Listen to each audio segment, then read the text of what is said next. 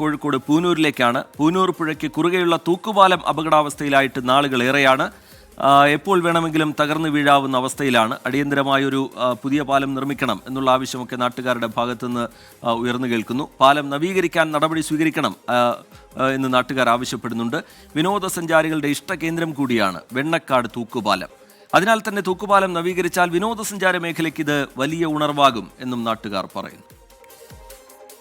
പ്രതിദിനം നൂറുകണക്കിന് സഞ്ചാരികൾ എത്തിയിരുന്ന തൂക്കുപാലത്തിൻ്റെ ഇപ്പോഴത്തെ അവസ്ഥ ദയനീയമാണ്. എപ്പോൾ വേണമെങ്കിലും അപകടം സംഭവിക്കാം.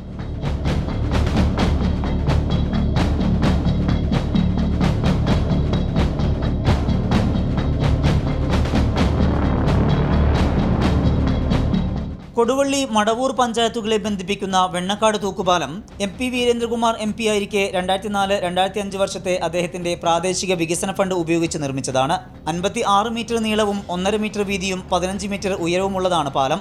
25 ലക്ഷം രൂപ ഉപയോഗിച്ച് നിർമ്മിച്ച തൂക്കുപാലം നവീകരണമോ അറ്റകുറ്റപ്പണികളോ ഇല്ലാത്തതിനാൽ ഇപ്പോൾ അപകടാവസ്ഥയിലാണ്. പാലത്തിന്റെ കൈവരികൾ പൊട്ടിയിട്ടുണ്ട്. അടിഭാഗം തുരുമ്പെടുത്ത് വീഴാവുന്ന അവസ്ഥയിലുമാണ്.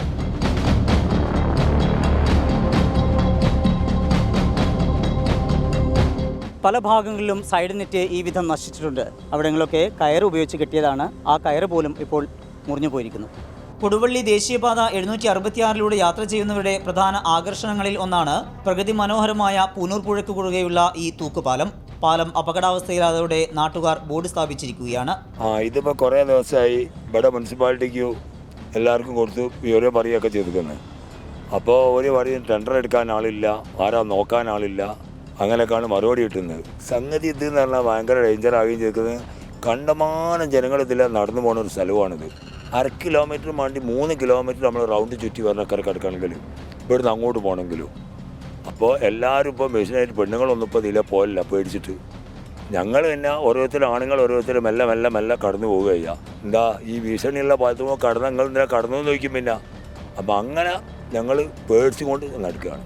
തൂക്കുപാലത്തിലൂടെ മടവൂർ പഞ്ചായത്തിലെ കീമാരി ആരാമ്പ്രം പ്രദേശത്തുകാർക്ക് വേഗത്തിൽ Kozhikode town, medical college, Koduvally എന്നിവിടങ്ങളിലേക്ക് എത്താനാകും.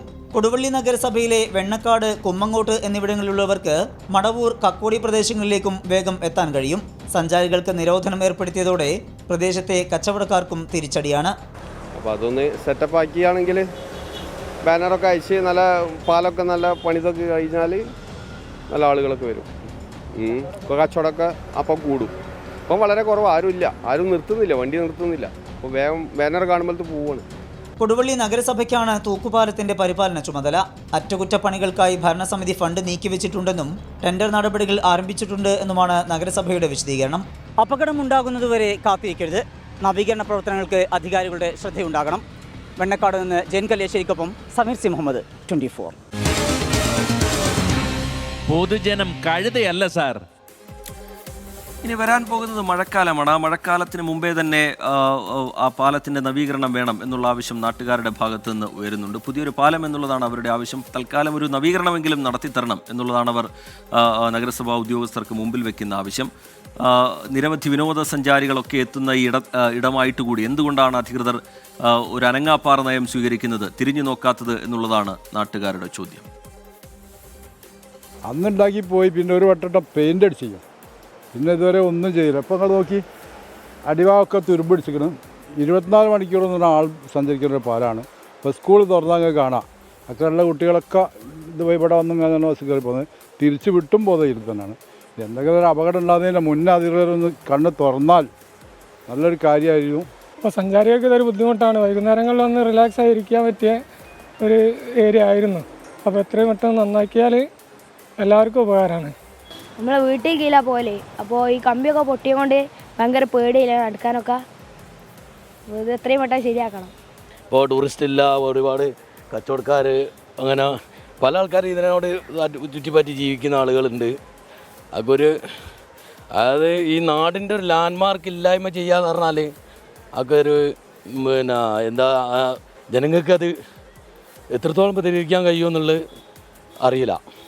ഇന്നേ ദിവസം കുട്ടികൾ വീഴുന്ന ഒരു സാഹചര്യം, അത് അവിടെ ഒരു കുട്ടിയുടെ കാല് താഴോട്ട് വീണതിൻ്റെ സാഹചര്യത്തിലാണ് ഞങ്ങൾ പിന്നെ നാട്ടുകാർ ജനപ്രക്ഷോഭമായിട്ട് ബോർഡ് കാര്യങ്ങളൊക്കെ വെച്ച്